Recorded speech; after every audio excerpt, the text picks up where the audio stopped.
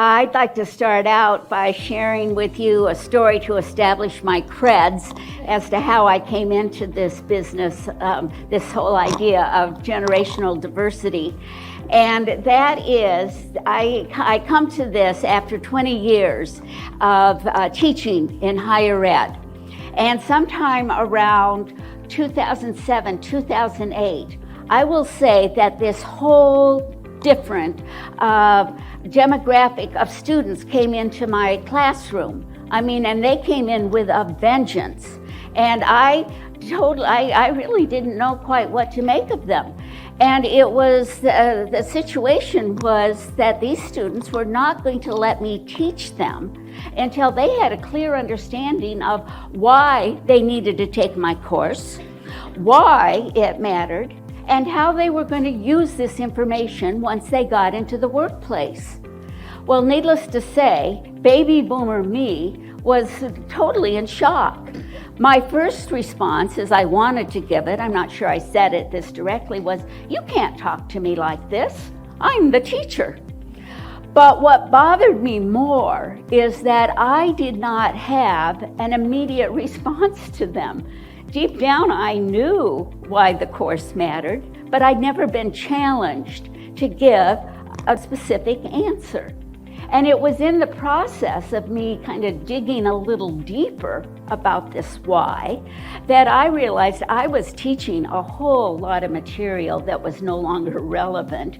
I was basically teaching what I had been taught. And so I needed to let go of that. And I needed to add material to my syllabus that was more relevant to what this new generation of students needed.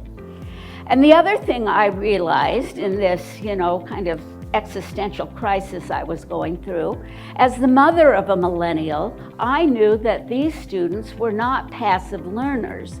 They were not going to come into the classroom the same way that I did, sit and listen while somebody was, bestowing on us all their years of knowledge, take exams, write research papers, and then, just move on to the next goal they needed to achieve.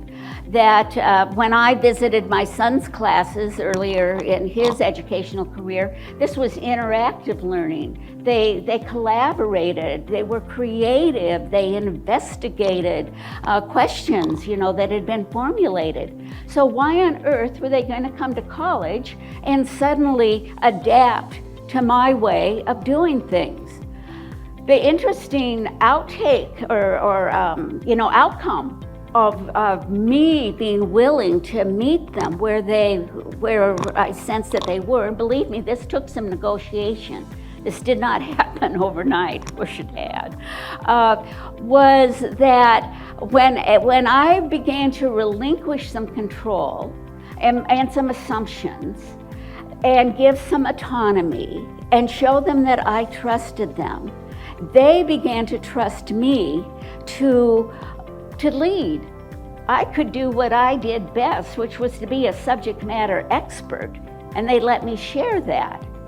But then I could trust them to go after the answers to really some significant questions. And what I did was I just started to set up the issues or the problems that we needed to solve in class, rather than me just giving answers. Is we simulated the kind of work that they would do once they got into the workplace. Let them work as teams. I needed to make sure that I was giving them enough resources, a baseline of information, give them support, check in, not on, check in with them, provide some course corrections. And here's the big deal that I want to say to you who lead younger generations, is the outcomes really blew me away. That what this generation and these millennials were giving me far exceeded any expectations. Super smart, and because they had the access to knowledge in a way that I had not had, they went after it with a vengeance. These were sophomores in college who were doing graduate level research, and I'm not kidding. It's because they could get to it and because they were motivated. When that passion is there, the results come.